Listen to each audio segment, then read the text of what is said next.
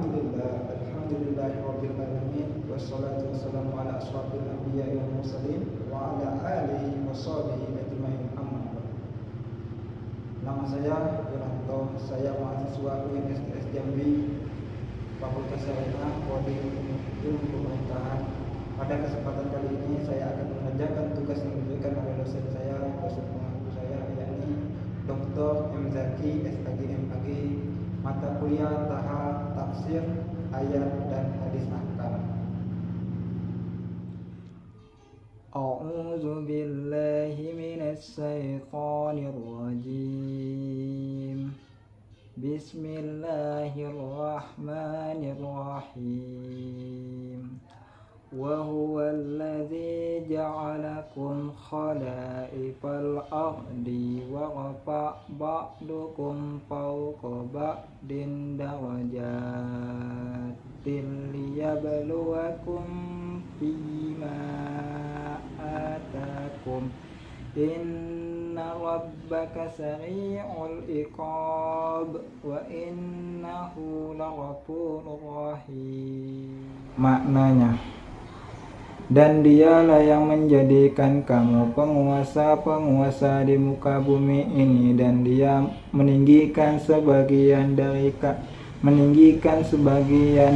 kamu atas sebagian beberapa derajat untuk mengujimu tentang apa yang diberikannya kepadamu.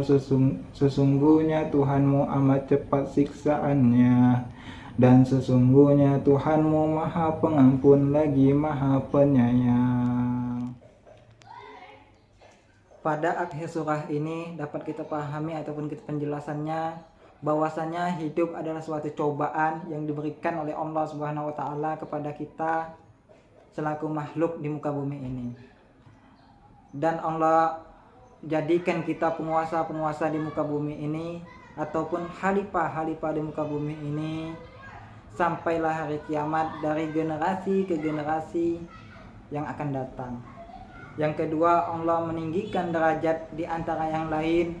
Ada yang kaya, ada yang miskin, ada yang sehat, ada yang sakit, ada yang lemah, ada yang kuat.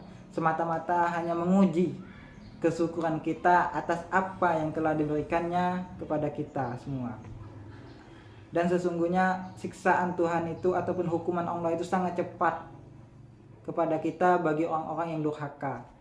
Dan sesungguhnya Allah itu Maha Pengampun bagi mereka yang taat dan bertobat dari kesalahan ataupun dosa-dosa yang telah mereka lakukan. Dan Allah itu Maha Penyayang kepada makhluknya. Bismillahirrahmanirrahim. Walanabluwannakum hatta na'lamal mujahidina minkum was-sabirin wa nabluwal akhbar. Maknanya, dan sesungguhnya kami benar-benar akan menguji kamu sehingga kami mengetahui orang-orang yang benar-benar berjihad dan bersabar di antara kamu, dan akan kami uji perihal kamu. Surah Muhammad ayat 31 dapat kita pahami ataupun dapat saya pahami atau penjelasan yang dapat saya sampaikan kandungan ayatnya, yaitu sesungguhnya Allah menguji orang-orang yang beriman dengan berjihad agar jelas siapa di antara kita yang benar-benar berjihad di jalan Allah Subhanahu wa taala dan bersabar. Dan Allah menguji perbuatan dan perkataan yang kita lakukan ataupun yang hambanya lakukan di muka bumi ini agar mengetahui siapa yang jujur dan siapa yang dusta. Bismillahirrahmanirrahim. Nabi ibadi anni anal ghafurur rahim wa anna azabil huwal azabun alim. Artinya, kabarkanlah kepada hamba-hambaku bahwa sesungguhnya akulah yang Maha Pengampun lagi Maha Penyayang. dan sesungguhnya azabku adalah azab yang sangat pedih. Kandungan ayat Al-Hijr ayat 49 sampai 50 sebelumnya sudah kita jelaskan ataupun dapat kita pahami sebelumnya, yaitu ganjaran bagi orang-orang kafir yaitu neraka, dan Allah berjanji juga bagi orang-orang yang bertakwa yaitu surga. Jadi lalu Allah meminta kepada Nabi Muhammad untuk menyampaikan kabar gembira ini, yaitu kabarkanlah wahai Muhammad bahwa sesungguhnya akulah yang maha pengampun lagi maha penyayang. Kabarkanlah kepada hamba-hambaku baik pendosa maupun yang kafir bahwasanya akulah yang maha pengampun. Dan yang kedua yaitu kabarkanlah kepada orang-orang kafir bahwasanya azabku sangatlah pedih.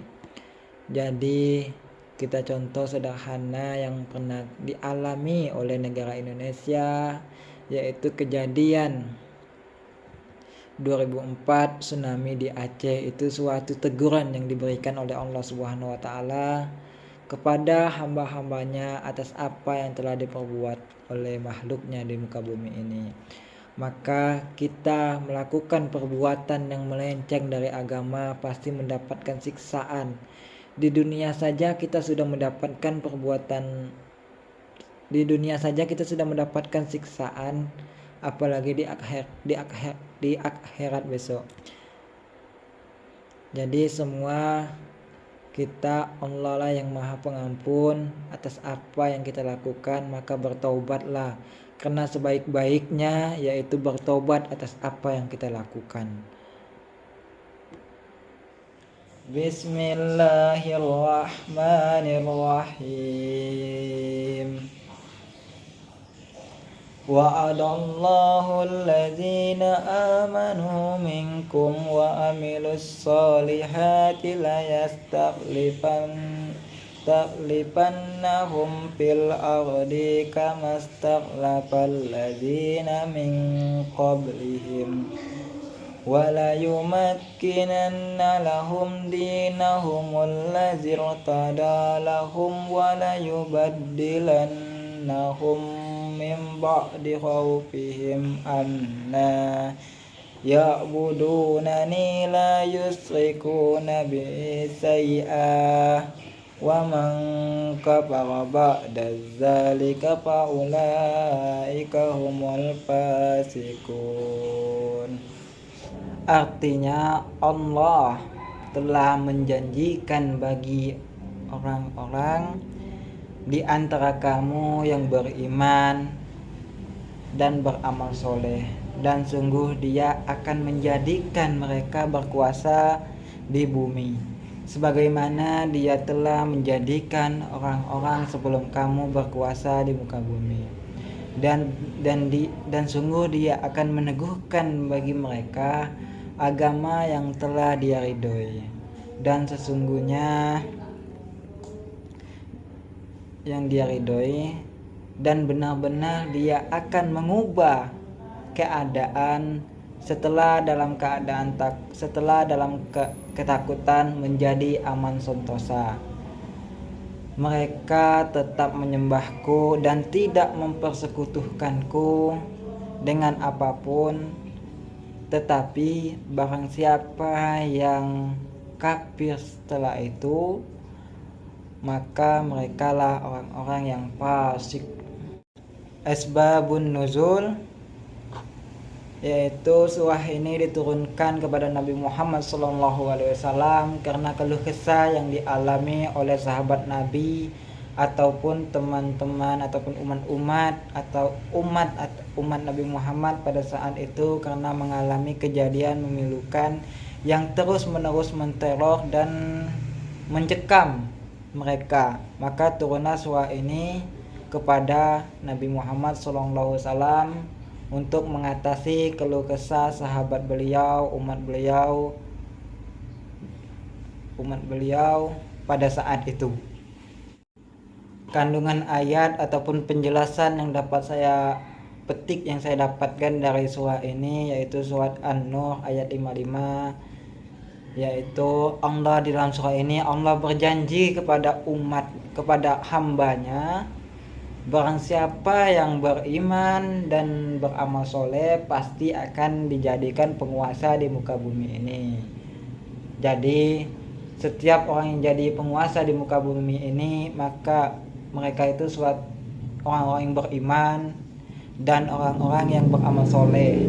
Itu salah satunya, karena setiap orang yang beriman dan beramal soleh pasti Allah berjanji untuk menjadikan mereka berkuasa di muka bumi ini.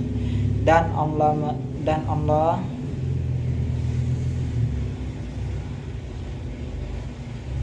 Allah meneguhkan bagi mereka agama yang telah diridhoi oleh Allah Subhanahu wa taala, seperti dan Allah meneguhkan agama bagi mereka, yaitu agama Islam. Dan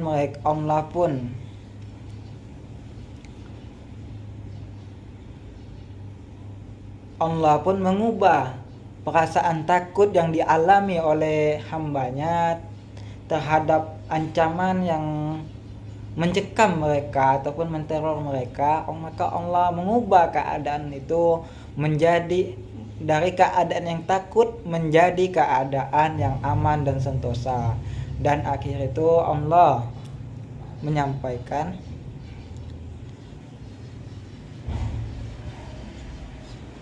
sembahlah aku maka sembahlah Tuhan, dan janganlah kita mempersekutukan Allah dengan makhluk ataupun dengan apapun, karena Allah itu ialah yang maha Khalik, yang maha pencipta, yang maha adil, yang maha bijaksana. Allah Subhanahu wa taala menerima taubat kita, perbuatan kita yang telah kita lakukan, bertobat, maka Allah pasti mengampuninya. Karena setiap orang karena sebaik-baiknya manusia yaitu melakukan ataupun menyesali perbuatan yang dilakukannya dengan bertaubat nasuha. Yang terakhir yaitu Allah kita sudah mengetahui barang siapa yang kafir atau melarang perintah Allah, maka mereka lah orang-orang yang fasik, orang-orang yang rugi. Maka itulah yang dapat saya pahami dari surat tersebut.